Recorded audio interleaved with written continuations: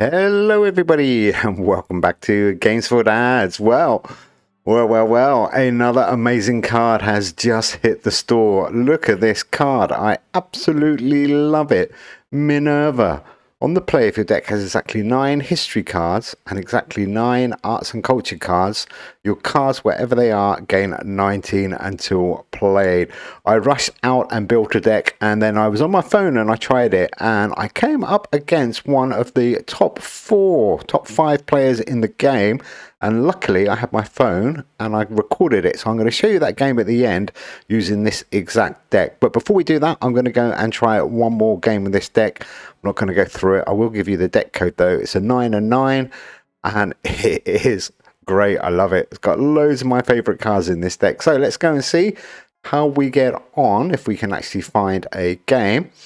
And let's go backwards and forwards. So yeah, do stick around at the end of this video. I'll probably do some commentary on it actually, because I wasn't recording any audio on that game against Zafod, I think his name is. He is a general manager, a grand master, a GM, ranked number 4 in the whole world. Pretty good game coming up. Okay, we are playing Reds, another good player actually. Reds 11. Hello Reds. Okay, so I have gone with this super cool fusion card as well. Bell's Nickel. I've gone with a 9 and 9, and I'm also only got 9 collections. That Midnight, whatever it is, at the museum program is a great card that buffs up 8 of your arts and culture cards and 8 of your history cards, but only for 3 turns, unfortunately. So as I was saying, oh, there's that new card, Minerva. Let's get that one round. And I've gone with 4 unruly rulers. I'm kind of banking that lots of people are going to be playing arts and culture with this deck as well. So I've got a few cards that only really work if our opponent is playing arts and cultures, and we're lucky here. Red has got a great deck actually, the Greek mythology deck, really strong. So let's see how we get on against a really good deck. Come on Reds, we're 120 in front.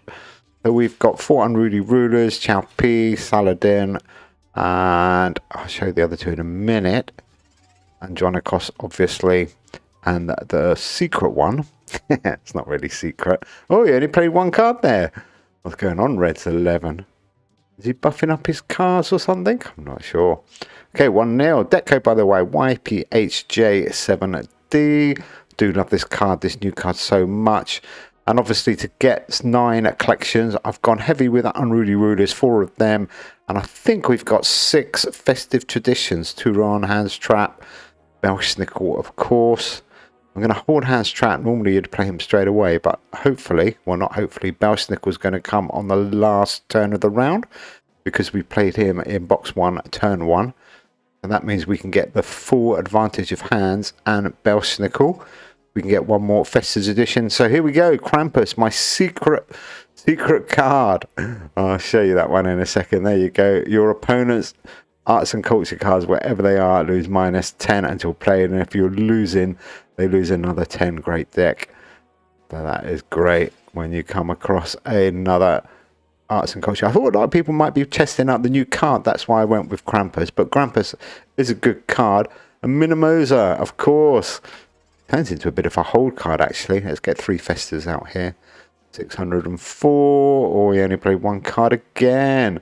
What's your 1 card at a time? I don't think we're going to have too much trouble now. 2-0 up already. I have tried it in the league. It just about gets through on the league, by the way. But with 250 energy survival, towards the end of the game, you have to be a little bit careful rather than just throwing out these cards like this. 464. Now Legit, again, another Festive Tradition card. Works really well. See people. And that fusion, if you haven't got it, do try and make it. It's going to be super useful in a 9 and 9 history, arts and culture deck. 3 for 218. Look at that. So Minimosa's turning it into a holder card, because we haven't lost a turn. I mean, we will get a buff for playing her, but all these other cards are better at the moment. Look at that. 549. We are cruising through this good old goat man. What a deck. And of course, Roanoke Colony, better than 10 in. Great card, actually. It's worth 180 to you or 180 off your opponent. And Turon, if you can get Turon round, I like to try and get him round 3 times if possible. And there's that third unruly ruler. That's William II of England. And you get a permanent buff if your opponent is playing 3 or more arts and culture cards, which they are. There he is. And it becomes a super strong card as well. Quite high on the energy for the league. If you are going to take this deck into the league, you might want to swap William out and maybe Krampus out for another Festive Tradition, and then it should be okay in the league. Great deck, thank you. Okay, I am going to show you the leaderboard, and then I'm going to show you the game that I recorded on my phone. Like I said, I didn't actually record it properly. And who's that? Messages coming through. Okay, sorry about that. Right, where do we go? Rewards. Here we go. So if we go into rewards, XP levels, and let's go to the leaderboard, and we want to go to number 1 on the leaderboard, or the top one. Whoops, I've gone too far there. Whoops. Blimey. Okay, where are we? Rank 10. We're looking for Zafod. I think he's got, there he is with his USA flag. See if he's got his deck showing. No, he hasn't. Okay, so I am going to load up the game. My phone stops bleeping away. That I recorded on my phone, and I'll talk you through. I was quite excited. I've never ever played him before. I haven't really seen any of the top players before. So here we go against Zafod. The same deck, and again, Belsnickel in that first box and Hands Trap. And I was quite surprised to see what he was playing, but he's kind of playing the meta arts and culture mono deck, which really, really good for me with those 2 arts and culture debuff cards. Look at that, Krampus. That's massive. 180 points he loses. And the fact we were losing, that's double. Wow, 360 points from Krampus. Definitely worth putting in. 415. Truron out nice and early. He's got a Truron as well. So yeah, I wasn't really sure how this game was going to go, because I know he's obviously a really good player. You can't get to rank 4 in the game with XP if you don't know what you're doing. I'm assuming he had every card in the game as well. I thought he might have had a 9 and 9 when I first saw all his arts and culture cards. But I just kept going, really. Kept my rotation as good as I could. And I don't think any time in the game I actually felt I was in a bit of trouble. So that first round was quite straightforward. I knew I had some big cards coming round. He's got a really good deck, by the way. Really good deck. So yeah, it just works. I thought I'd try and squeeze C people in, and it worked really well. I ended up holding Lost Wave here. I probably should have played Lost Wave there. Look at that. You'll go. He had. And Stradivarius. Really nice deck he had, by the way. Oh, excuse me. So we had a 133 point lead, and again there wasn't much point in Minerva, but I played her anyhow. Oh no, I didn't. I swapped her out. I was going to say there wasn't much point playing her there. 474.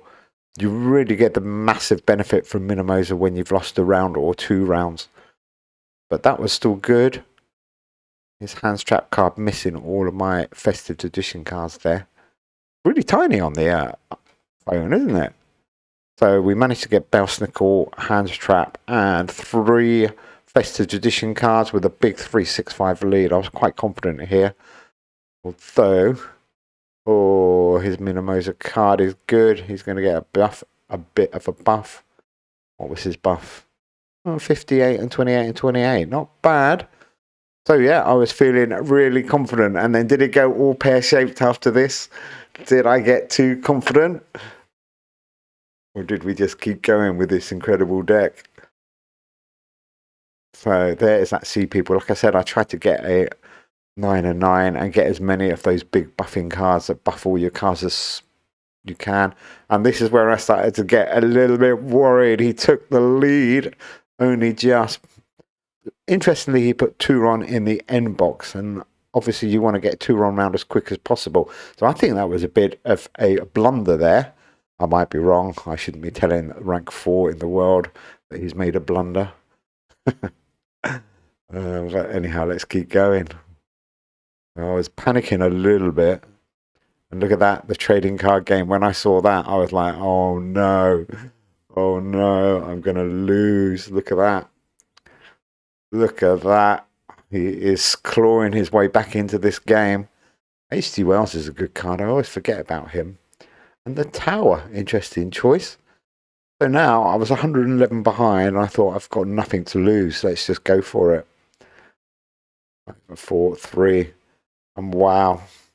Can you believe it? Look at that. Straight sets. 3-0 against Zafod. Good game, sir. Well played. Well, that is a really good card. I do like it. I do like my 9-9 decks, and I love history, and I love arts and culture. So really good card. Anyhow, thanks for watching. Good luck with that new deck. I think I did give you the deck code. Anyhow, we'll be back soon with some more super cool videos, I hope. Take care. Bye.